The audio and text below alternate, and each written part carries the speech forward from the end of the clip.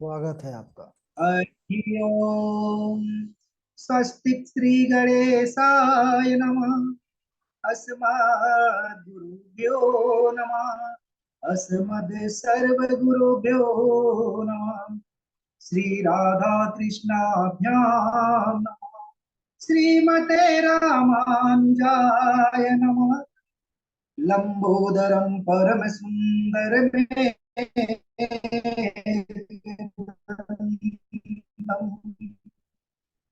पीताम्बरं त्रिनयन उदद्दिवाकरनिभोज्ज्वलकान्तं विघ्नेश्वरं सकलविघ्नहरं नमामि। करचरणकृतं वा कायजं कर्मजं वा श्रवणनयनं जं वा मानसं वा पराधं विहितं विहितं वा सर्वमेतच्छमस्व। जय जय करुणाब्धे श्री महादेव शंभो।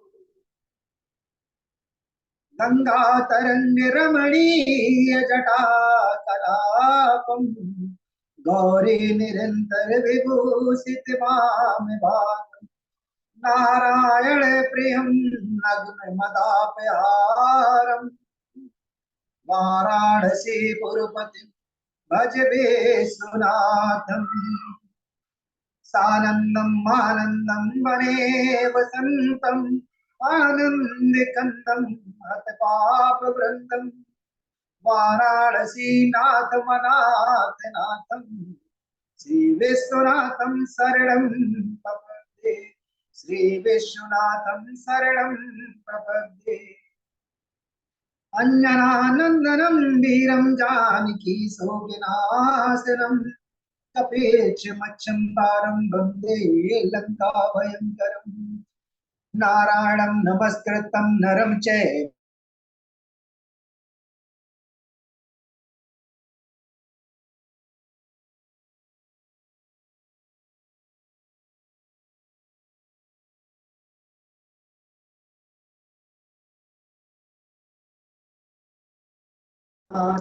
विघ्ने हरि। समस्त भूतादि के चरणों में सिया राम मैं सब जग जानी। करहूँ प्रणाम जो जुग पानी।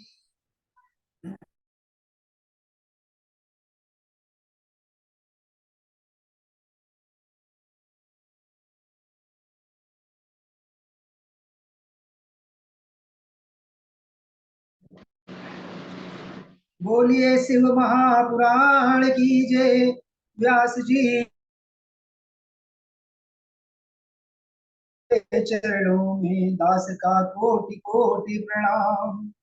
आइए, आपने पिछले वक्तव्य में जालंधर की कथा सुन रहे थे और देवताओं के गुरु बृहस्पति जी को अभिमान हो गया था और उन्हीं के साथ में देवताओं के राजा इंद्र, उनको भी अभिमान हो गया। बाबा भोलेनाथ ने इंद्र और गुरु का घमंड तोड़ा और उनको श्राप दिया। क्या श्राप दिया? इंद्र को श्राप दिया कि तुम्हारा कुछ ही पलों में राज्यहीन हो जाओगे। और गुरु बृहस्पति को कहा कि तुम गुरु होने के बाद में तुम्हारी मति जड़ हो गई है, तो जा तू एक वृक्ष बनेगा। लेकिन इस कथा को भी आपने सुना और बताया कि जिस दिन हमारी माताएं और बहनें बृहस्पतिवार के दिन केले की पूजा करेंगी तो उनके सारे मनोरथ पूर्ण हो जाएंगे। लेकिन ध्यान रहे, श्री शिव महापुराण ये भी कहती है कि केले का वृक्ष घर के आंगन में नहीं लगाना चाहिए। केले का वृक्ष हमेशा उत्तर दिशा में लगाना चाहिए। ऐसा मैं नहीं, शिव महापुराण बताती है और बड़े बड़े संत बताते हैं। और आइए, आज जब भगवान विष्णु जो है देवताओं की स्तुति करने के लिए गरुड़ पे बैठ के युद्ध स्थल में जाते हैं, उस समय विष्णु की पत्नी लक्ष्मी शोकाकुल हो जाती हैं और दुखी हो जाती हैं। तब पूछते हैं नारायण कि देवी क्या हो गया है? तब कहती हैं कि प्रभु जा तो रहे हो, लेकिन याद रखिएगा वो मेरा भाई है और आपका वो साला है। और क्या कहते हैं, सारी खुदाई एक तरफ और पत्नी का भाई एक तरफ, तो भगवान विष्णु क्यों नहीं मानेंगे। अब काफी दिनों तक भगवान विष्णु और जालंधर का युद्ध। भगवान विष्णु का जो वाहन गरुड़ था, गरुड़ ने जालंधर के सैनिकों को परास्त कर दिया। और जब जालंधर ने देखा कि ये गरुड़ जो है हमारे सैनिकों को मार रहा है, तब जालंधर ने अपने गदा का प्रहार करके गरुड़ को मूर्छित कर दिया और गरुड़ जी जो है पृथ्वी पे गिरे। तब भगवान विष्णु गदा लेके जालंधर पे प्रहार करते हैं और कई वर्षों तक युद्ध। अब जालंधर जो है भगवान शिव का ही अंश, हारने वाला तो था नहीं।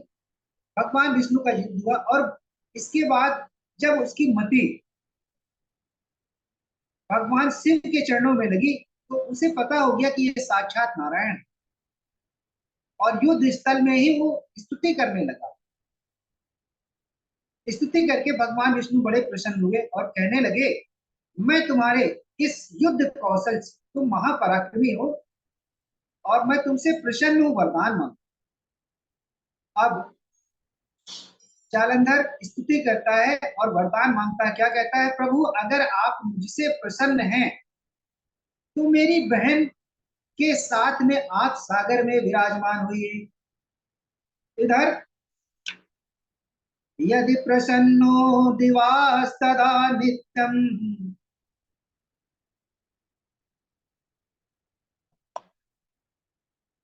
यानी जब जालंधर ने स्तुति की तो विष्णु से वरदान मांगा, बोला कि आप सागर में मेरी बहन के साथ में रहिए। और इसके बाद भगवान भोलेनाथ का युद्ध होता है जालंधर के साथ। तब देखिए क्या घटना घटी। इधर भगवान विष्णु जो है वरदान देते हैं जालंधर को और सागर में विराजमान होता है। एक समय भगवान शिव ने नारद जी को भेजा। जब नारद जी जालंधर के पास जाते हैं तो क्या कहते हैं, नारद जी तो हमेशा काम बनाने वाले हैं, संतों का भी, मनुष्यों का भी और देवताओं का। नारद जी जाते हैं, कहते हैं, अरे महाराज, मैंने तो एक ऐसा तपस्वी तेजस्वी एक पुरुष कैलाश में देखा है और उनके पास में एक सर्वांग सुंदरी स्त्री रहती, उनका बड़ा ही वैभव, लाखों की संख्या में गौ माताएं हैं, कामधेनु गौएं हैं और कल्प वृक्ष जैसे वृक्ष हैं वहां पर। उनका वैभव देखने के बाद में मैं इधर से ही जा रहा था, मैंने सोचा कि आप भी तो सर्वश्रेष्ठ हैं। अब जालंधर को प्रतियोगिता थी, यानी प्रतिष्ठा थी या इच्छा थी, कह सकते हैं कि हम सर्वश्रेष्ठ बने और सर्वप्रथम बने। नारद जी कहते हैं, और उसी दुखती हुई नस पे नारद जी ने उंगली रखी, पानी का प्रयोग किया और कहा, यही मैं आपकी प्रतिभा को देखने आया। बोले महाराज आपके पास सब कुछ तो है, लेकिन सिर्फ एक चीज की कमी है। जालंधर कहता है, क्या महाराज। तब कहते हैं कि तुम्हारे पास कोई स्त्री नहीं, और बाबा वैरागी कैलाश में बैठे हुए, उनके पास तो एक सर्वांग सुंदरी स्त्री।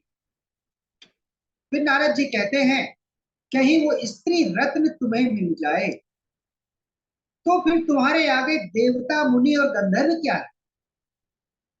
इस बात को जब नारद जी ने कहा और कह के जाने लगे, सर्वांग सुंदरी नामना पार्वती मनोहरा, ऐसा बीज बो के जालंधर के मन में चल दिए। और जाते ही जाते जालंधर ने अपने एक दूत को भेजा, कहां पर, और जहां पे वो सर्वांग सुंदरी स्त्री और तपस्वी रूप में बैठे हुए, कौन, आप सभी विद्युत जग जानते हैं, बाबा भोलेनाथ। राहु जाता है और कहता है कि प्रभु मैं अपने स्वामी का आदेश लाया हूं, मैं उनका दूत हूं, उनका ये समाचार है। और जैसे ही समाचार बताते हैं तो सदाशिव का नेत्र जो है लाल हो जाता है, और जहां पे राहु खड़ा होता है वहीं पर एक पुरुष प्रकट हो जाता है पृथ्वी फाड़ के। वो पुरुष कैसा था, यानी ऊपर